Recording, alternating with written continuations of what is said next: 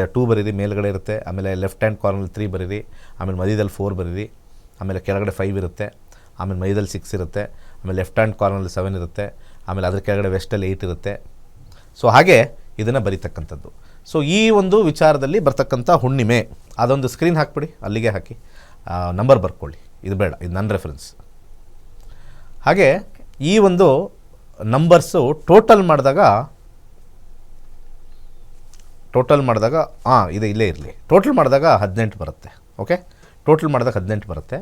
ಇಲ್ಲಿ ನೀವು ಈ ಕಡೆ ಟೋಟಲ್ ಮಾಡಿ, ಅದು ಬಂತಲ್ವ, 18 ಬಂದಿದೆಯಲ್ಲ. ನನ್ನಲ್ಲಿ 18 ಅಂತೆಲ್ಲ ಚೆಕ್ ಮಾಡಿದೆ. 18 1 + 8 1 ಸೂರ್ಯಂದು, 8 ಆ ಶನಿಯ ಕಾಟ. ಶನಿಯ ಕಾಟ ಕೊಡ್ಬೇಕು ಯಾರಾದರೂ ಇದು ಮಾಡಿದ್ರೆ. ಸೊ ಈ ನಂಬರನ್ನ ಬರೀಬೇಕು. 8ನೇ ತಾರೀಕು. ಯಾಕೆ ಇದು 8ನೇ ತಾರೀಕಲ್ಲ, ಸಾರಿ 3ನೇ ತಾರೀಕು. 3 ಒಂದು ಸ್ವಲ್ಪ ಡೇಟ್ ಮಿಸ್ ಆಯಿತು. 3ನೇ ತಾರೀಕು ಜನವರಿ 3 ಹುಣ್ಣಿಮೆ ಇರೋದು 8 ಅಲ್ಲ. ಯಾರಾದರೂ ಸ್ವಲ್ಪ ಬರ್ಕೊಂಡಿದ್ರೆ ಅದನ್ನು ತಿದ್ದಿ ಬರ್ಕೊಳ್ಳಿ.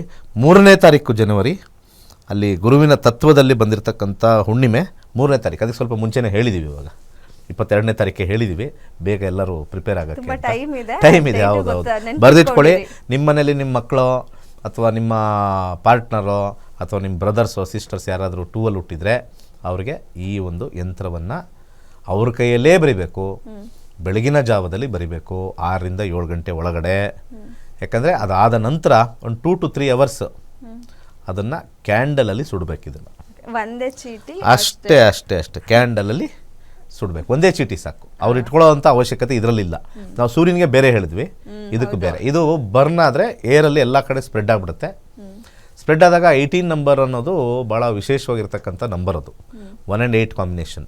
ಯಾರದೇ ನಕ್ಷತ್ರ 18ನೇ ನಕ್ಷತ್ರ ಅತ್ಯಂತ ಸ್ಟ್ರಾಂಗ್ ಆಗಿರೋ ನಕ್ಷತ್ರ. ನಂದೊಂದು ನಕ್ಷತ್ರ ಇದ್ದರೆ ಆ ನಕ್ಷತ್ರದಿಂದ ನಾವು ಕೌಂಟ್ ಮಾಡ್ಕೊಂಡು ಹೋದರೆ 18ನೇ ನಂಬರ್ ಭಾಳ ಪವರ್ಫುಲ್ ಆಗಿರೋ ನಕ್ಷತ್ರ. ಆ ನಕ್ಷತ್ರದಲ್ಲಿ ಕೆಲಸ ಕಾರ್ಯಗಳನ್ನ ಮಾಡಿದ್ರೆ ಜಯ ಆಗುತ್ತೆ ಅಂತ ಕೆಲವೆಲ್ಲ ಸೀಕ್ರೆಟ್ಸು. ನೋಡಿ, ತುಂಬ ಜನ ಜ್ಯೋತಿಷ್ಯ ನಂಬಲ್ಲ.